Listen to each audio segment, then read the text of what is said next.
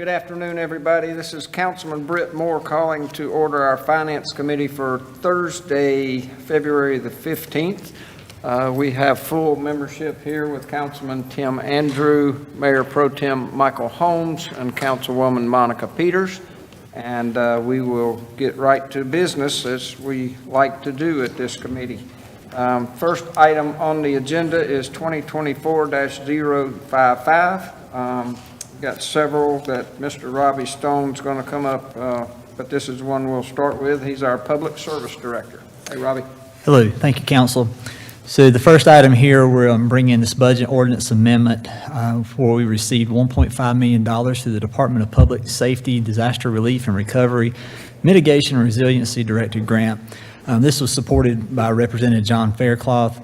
These funds the requested funds will be used for the purchase of some properties next to the lake, to the dam, and for engineering, design, and evaluation. And this is all adjacent to the Arnold Kuntz City Lake. Arnold Kuntz City Lake was identified, or is over 100 years old, and it was identified as not meeting current dam safety standards. So we're in the process of working with a consultant to do the design for a new dam within that area. A budget ordinance amendment appropriating the grant award is included in this item, and Public Services Department recommends approval to accept the grant award, approve the budget ordinance for the Arnold Kuntz City Lake Dam property acquisition design, and the appropriate city official and their employee to be authorized to execute all necessary documents. Comments or questions on this item? Before I make a motion for approval, I would like to publicly thank Representative Faircloth for his work on this item. There was some discussion between he and maybe other council members and myself, and also our staff, and being able to receive this. And so just another shout out to him for the work on getting this to help us start on a very expensive but much needed project that we'll have to complete over years to come. With that comment, I will make a motion to approve item 2024-055. Second. There's a motion and a second. All in favor? Aye. Any opposed? That motion passes. Next item for Robbie is 2024-050. This is a sidewalk trip hazard item that we're bringing forth to you here. We budget annually for removal and replacement and alternative repair for our sidewalks within the city. Multiple locations of sidewalks were identified within the central business district to be considered trip hazards. And these were addressed in 3 phases of repairs. In January of 2021, we identified there was over 3,000 sidewalk trip hazards identified. So we broke this up into 3 different phases, and we're at the final phase. In year 1, we addressed 1,844 trip hazards, followed by another 931 in year 2, and then this current phase that we're looking at to complete that central business district area will be addressing another 1,300 trip hazards.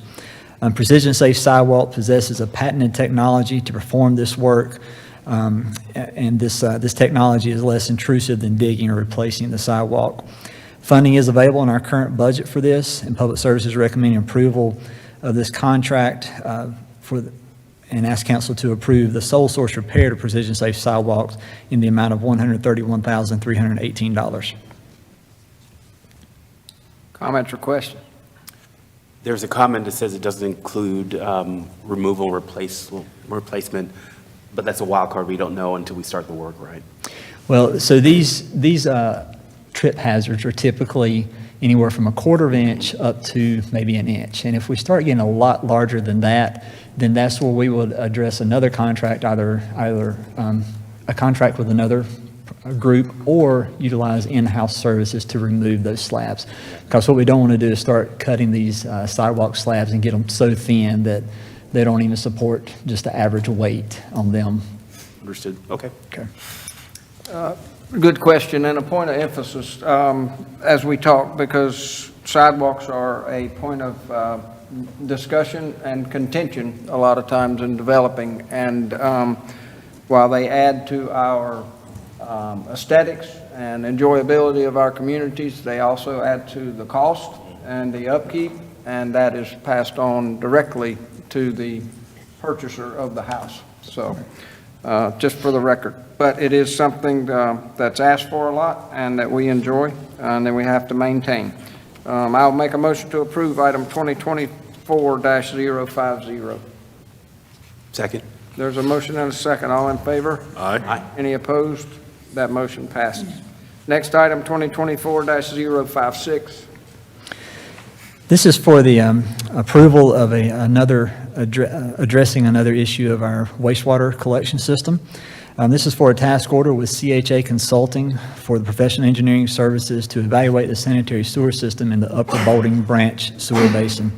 CHA is one of our consultants that's on our master on-call agreement. From our previous wastewater master plan study, it was identified that the Upper Boulding Branch Sewer Basin had multiple capacity issues within its gravity system. A lot of these were are contributed to from the inflow and infiltration with the system, within the system. This work will include manhole inspection, smoke testing, wet weather inspections, and the development of an engineering and sewer rehabilitation master plan. And that'll help us to further evaluate and detail the anticipated improvements. Funding is available in our current budget, and Public Services recommend that council approve this task order for professional engineering services to CHA Consulting in the amount of $293,885. Comments or questions on this? Hearing none, I'll make a motion to approve item 2024-056. Second. There's a motion and a second. All in favor? Aye. Any opposed?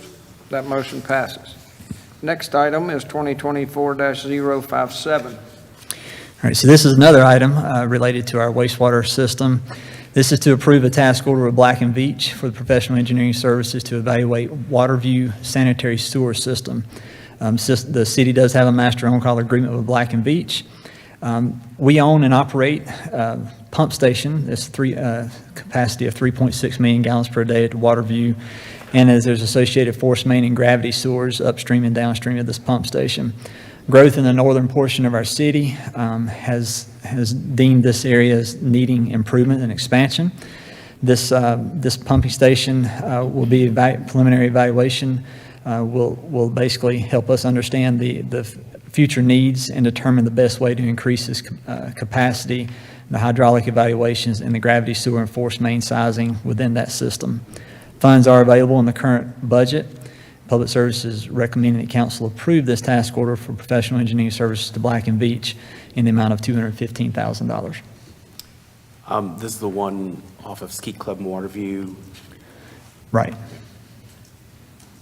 Generally, how long does this type of evaluation take? How long? This one here, I believe, is going to be about 6 months. This consultant's already has done some Previous other data. work in this area, so it may not take quite as long as a typical evaluation. Okay. Yeah, I know sometimes with getting these things signed and any data collection could go on for a while. Correct. In terms of when this is done, and when this is done, what work will this then facilitate? So when this is complete, it should be basically a professional recommendation of the pump station needs to be increased to this size. Right. The force main should go to this size, and gravity main should go to this size. So that'll be basically a recommendation document. Then we'll have to re-engage with the consultant to actually do the design so that we can bid those projects out. Yeah, so this group is not a design group. They can do They the can design, do it. but this is the first step Okay. of giving us that information that we need to move forward, and it'll also provide us with that professional or probable cost for that work So as more- well. So more than likely, if this group comes back with a recommendation, because of the fluidity of it, you guys may just stay with them because they did the evaluation. That is an option. If there were to be issues or something with this process, Yeah. then we may select another group, but that is an option for us to stay with them. I think that gives us a little bargaining Yes. power, right? Right. Okay. We hope so. I have a question. Okay? Yeah. So how old is this sewer system? This particular one, I don't know the age. I can get that information to you. I can tell you downtown, and I know this is not downtown, but downtown, a lot of our sewer systems are, early 1900s. Right. Yeah. And then is one of the reasons that they're wanting to to do the professional engineering services is because of growth in that area? There's a lot of growth Okay. in that area, so, you know, it has seen, that area's seen so much growth that this system's starting to become overwhelmed. Okay. All right. Anything else? Hearing none, I'll make a motion for approval of item 2024-057. Second. There's a motion and a second. All in favor? Aye. Any opposed? That motion passes. Thank you. Thanks, Robbie. Next item is 2024-059, and we're going to hear from our Budget and Evaluation Director, Stephen Howerlick. Thank you, Mr. Chairman. Good afternoon to you and members of the Finance Committee. This item is requesting a transfer of existing appropriations to the Central Services Fund and an appropriation of higher than expected fleet services revenues for vehicles and other rolling stock purchases. Just a little bit of brief background. Annually, we budget for the replacement of vehicles and other rolling stock in the fleet services budget. However, if we were doing an addition to the fleet that wasn't a replacement, the initial purchase is done by the department that is getting the piece of equipment, and then in the following years, it rolls into the replacement cycle. With that said, last year, Engineering Services had a department reorganization. Part of that reorganization included 2 new project manager positions. These positions need vehicles, and so we've identified some funds in the general fund to pay for these additions to the fleet. So we're transferring those funds from the general fund to the Fleet Services Fund. Additionally, due to higher expected replacement costs, as well as the availability of inventory, additional police vehicles were purchased as part of this year's replacement cycle, and higher than expected fleet revenues that we've seen through about mid-year of this fiscal year are going to cover that cost. And lastly, a vehicle for customer service was totaled. The replacement cost of that vehicle is $45,000. It was scheduled for replacement in next fiscal year, but due to the timing and these better than expected revenues, we're recommending to move forward with that replacement of that vehicle currently. And so we would recommend approval of the budget ordinance amendment, transferring the existing appropriations and appropriating the better than expected revenues. Happy to answer any questions. What's better than expected? It varies. The fleet's budget is about $15 million, and that's not all. Some of that's, fuel charges from departments. And so we're conservative until we see a trend. And so we're not quite at that point of increasing the budget. Next year is something to consider. And so this better than expected, about $284,000. That's pretty good. We're happy to see that, and definitely one that will trigger further discussions with Fleet Services on, are we being reasonable but not too conservative? Because rather than have to come back and ask for appropriation, we could just include that as part of the budget process. So, I'm sorry, go ahead. No, I was going to say, so how does, with replacing the fleet, how does, asset depreciation and sales and all that stuff factor into, how you guys calculate overall the performance of these funds and whether or not to move? So when a vehicle's on the replacement cycle, the department is paying what's essentially a fleet charge that's going toward the replacement of that vehicle over, depending how long the vehicle takes. There is kind of as costs go up, that's factored in on annual budget. What we're seeing now is that costs for replacements are going a lot higher. So, increased replacement budget doesn't necessarily mean more equipment being replaced. And so it varies based on equipment, but we do kind of take a look at that. We work with Kevin and his team annually just to make sure that enough is getting paid in for replacement to cover the cost of what we're able to afford. How long is the replacement cycle? It depends on the piece of Depends on the equipment. piece of equipment, just average, would you say? About 10 years. 10 years? So is that based on the expected life of the vehicle or performance of the vehicle? So I'll let Mr. Rogers chime in a little bit on the. where I'm driving with this is in terms of cost, is it better to extend the cycle or shorten the cycle? Yeah, right now, what we're looking at as far as best practices Yeah. across other municipalities and everything, we're looking at, the way we do it now, we're looking at resale value also. Yeah, yeah. So we're kind of at that point where the replacement cost, our surplus Yeah. funds are coming in positive, so right now, I think we're trending pretty solid as far as with a 10-year on like a sedan. A police vehicle would be a little bit shorter than that, and some of our heavy equipment's a little bit shorter than that. And of course, we look at utilization. Yeah. We look at overall costs and everything too. A lot of factors that go into Yeah, it. because I was thinking kind of like the algorithm of that is like shortening, a shorter cycle, less utilization, higher resale, right?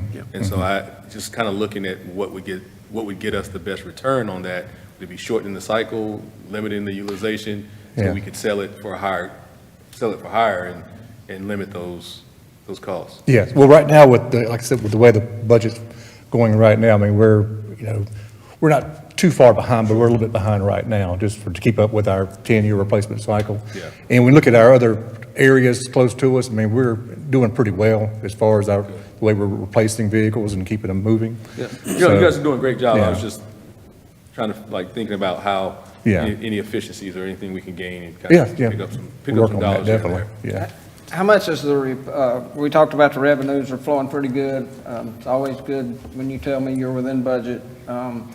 The other side of that, the inflationary side of it, you've talked about higher costs. Can you give me a gauge on what that is?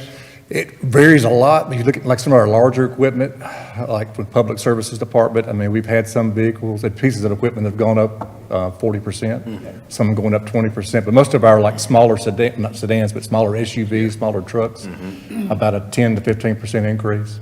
And a lot of the problem this year we had with like Interceptors is if you probably noticed, the Dodge Charger's gone now, so we're switched to the Interceptor. And they actually didn't have any availability this year. We were lucky to find some vehicles that were available. They were purchased for other areas that their funding fell through, so. Right now, it's not only the cost is going up, it's really hard to get some of the equipment too, so. The inflationary pressures are very real, for sure. Anything else? So basically, this is just a variance on your estimate from the beginning of the year? Okay. Everybody good? Yeah. Okay, then I'll make a motion for approval of item 2024-059. Second. There's a motion and a second. All in favor? Aye. Any opposed? That motion passes. Thank you, gentlemen. Next item, we'll hear from our Parks and Recreation Director, Mr. Lee Tillery, and it's item 2024-060. Good afternoon, Mr. Chairman, members of the committee. Good to see everyone. Before you is a task order for design services related to the new senior center, or what we're now calling the Center for Active Adults. Just a little bit of background, as you can see there. To get to where we are today in 2019, of course, we had the general obligation bond referendum, which passed. We assigned $12 million to this particular project. If you'll recall, we wanted to move forward on City Lake Park first, so that was the other Parks and Recreation project that was funded through this bond. We then moved, if you guys will recall, in 2021, we vacated the old senior center on Hamilton to give way for some parking area for the Children's Museum. And HBU graciously allowed us to move into the mall temporarily. We are still there today, but gave us some space in Old Oak Hollow Mall, so we're still there today. So last year, along with Mr. Ferguson, Mr. Duquesne, we started looking at some potential locations for this new center. We did a site review. The direction was to look at some city-owned property to cut back on cost. So we did that, looked at various locations, came up with what we thought was the best option, and presented that to City Council last April in 2023.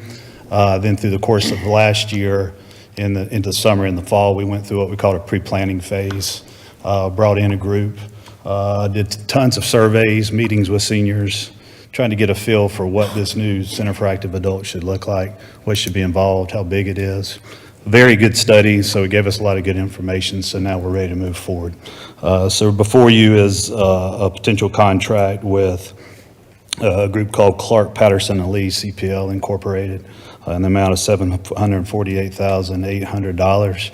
This will cover all phases of design, from schematic to design development to construction documentation, and also includes money in there for them to be involved in construction administration. So this is their entire contract, and this will take us through the construction administration part of it. The idea on this project is similar to City Lake Park, where we're bringing in a construction manager at risk. Our idea is to bring that person or that group in after we select them through RFQ process during the design development phase. So we're recommending approval of this contract with CPL in the amount of $748,800. Happy to answer any questions. I think there may be some, or there was, is there any discussion on this at this point? So I do, okay, so CPL, I remember, because I used to be your liaison on your. Yep. They're out of Ohio, correct? Is that? I don't know where, most of this group that we're dealing with has offices in Greensboro and Charlotte. Okay. Yeah, yeah. So they're local and they're on our master call list with the city as well. Okay. And then further on down the line, we'll have more opportunities to engage, like some of the local home furnishings, like that does like commercial home furnishings, to kind of make sure that we have some buy-in from some of the local companies. Yeah, yes, when we get to Okay. that point, we certainly can, yes. Okay, and then, so let's see here. And one of the reasons that that site was selected was because of the growth patterns in the North High Point area. Is that based on the bus line? Yep, yeah, transportation runs there. Transportation That was- and growth patterns. Yes, ma'am. Yeah, and it was a centralized location as well. We looked at several sites that the city owned. We happen to own 17-plus acres there around Oakview. The topography is relatively flat. I feel like it's an accessible location with us, just having one senior center. Felt like that was a central location, so that's why we recommended that area. Lee, currently, the current senior center, what is the patronage of that? Like, how many of our seniors are using that facility on a daily or weekly Well, basis? that's kind of our problem. They love it. It's huge. They got a lot of room. We Yeah. have a lot of space for programming in there. Yeah, So we're getting a ton of use through there. Good. And of course, that's kind of in that same general vicinity as well. Yeah. So we're getting a lot of use there.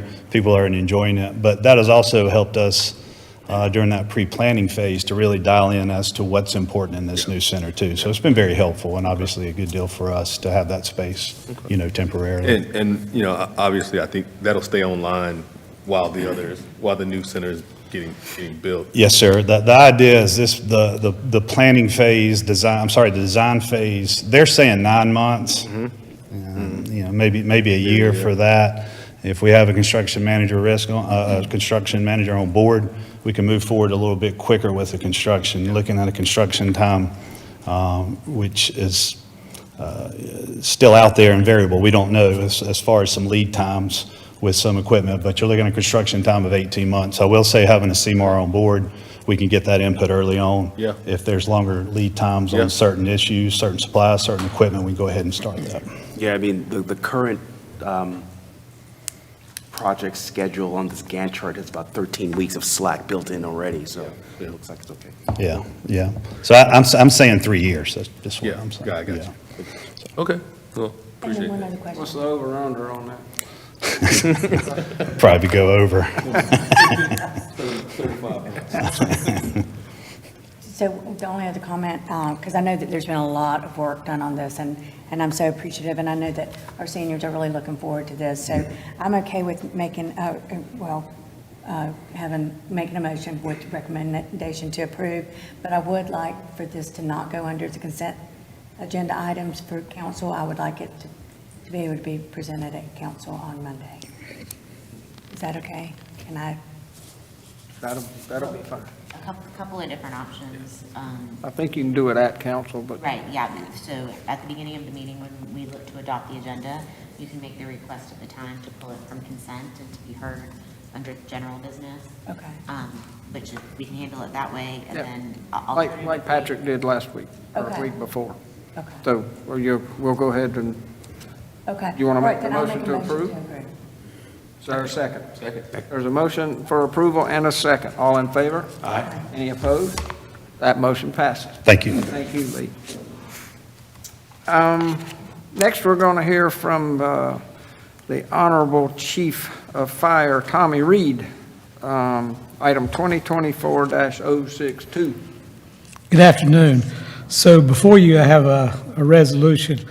on the agenda for a donation of a mini pumper that, just a little background on that truck.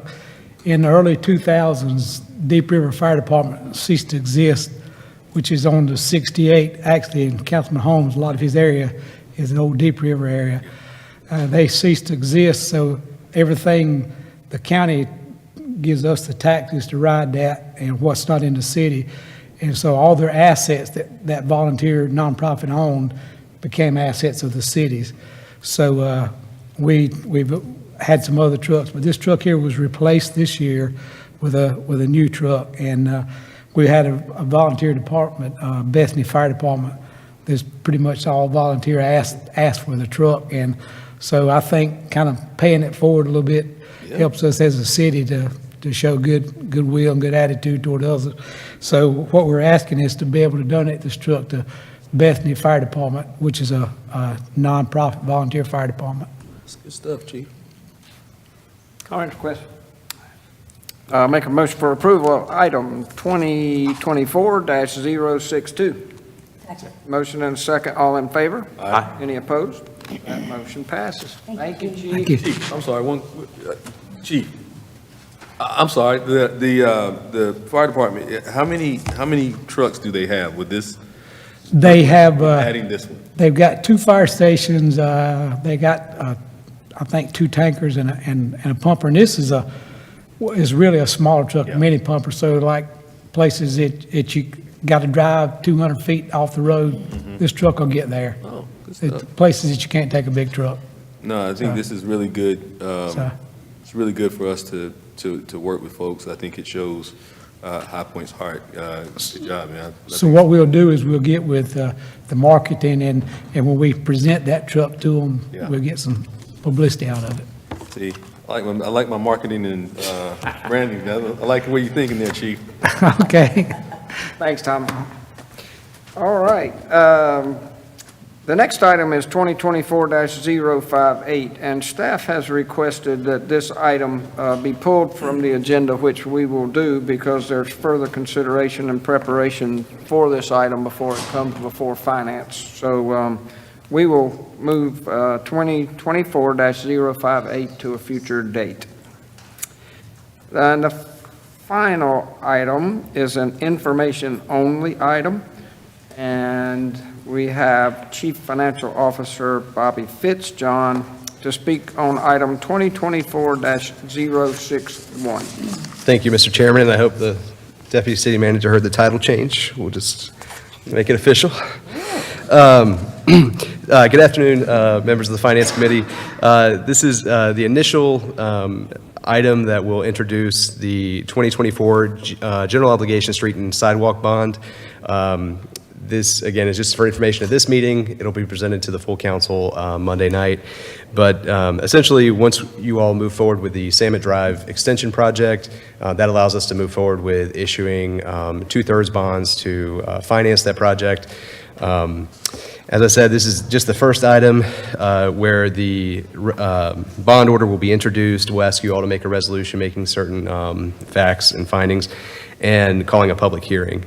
And then on March 4th, we'll actually hold the public hearing, and then you all will consider adopting the bond order. And then on March 18th, you will approve the winning bid, winning bank lender, and approve the bond resolution. And then the LGC will consider it on April 2nd. The application and all the staff work will have already happened behind the scenes at the LGC before that meeting. But that's kind of their, after you all have done your work, that's their opportunity to weigh in if they need to. So you'll hear me a lot over the next couple meetings talking about We this. always love hearing from you, Bobby. But if y'all have any questions about the process or anything, I'm happy to answer. Will these bonds include the repair for trip hazards that will come in 6 or 8 No, years? those are current, no, sir. Those will be current resources at the time. All Sure. right. When we present a bond number to the public,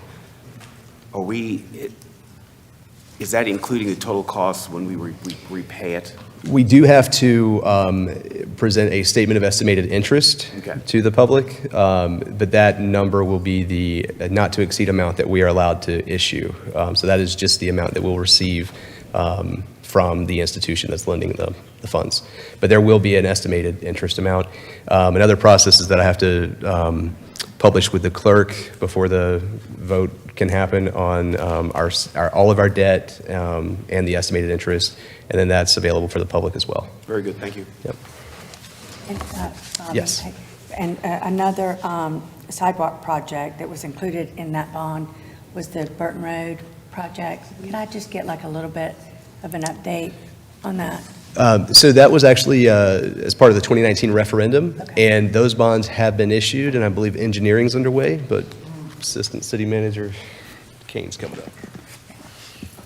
Good afternoon, Chairman, members of the committee. Damon Duquesne, Assistant City Manager, engineer by education only. I am not a PE, just for the record. So you can't hold me accountable for a lot of things because I said that. The finance director is correct. Those were the other bond issue from 2019, Burton Road. Sidewalk is still, we're finishing up the last few property acquisitions to be able to begin utility relocations this summer is what we're expecting. And we also be able to expect to bid the project this summer as well. And then That's- start date maybe, Start date, if we bid it in the summer, then we would start, as long as the utility relocations are far enough along the way, we should be able to start late fall with the actual construction of the project. all right, thank you. And if you had to guess on a completion, if things go well, do we have that estimate? I don't have it with me right now, but I can certainly provide that to the Gotcha. committee. See, that's that whole not being a real engineer thing, Nah, just paid off for me. I get it. Yes, sir. Actually, once it even starts, it will slow down traffic, and, I mean, I think at even that point, I mean, I know it's going to be kind of torn up, but people are probably going to be able to walk safer even during that construction to Food Line than they can now, because it's like a racetrack and there's nowhere to walk, so it's very dangerous, so, thank you. Thanks. Yes, ma'am. Any members of council got anything to say, else to say? Anything else to come before finance? So hearing none, we will adjourn. Thank you, everybody.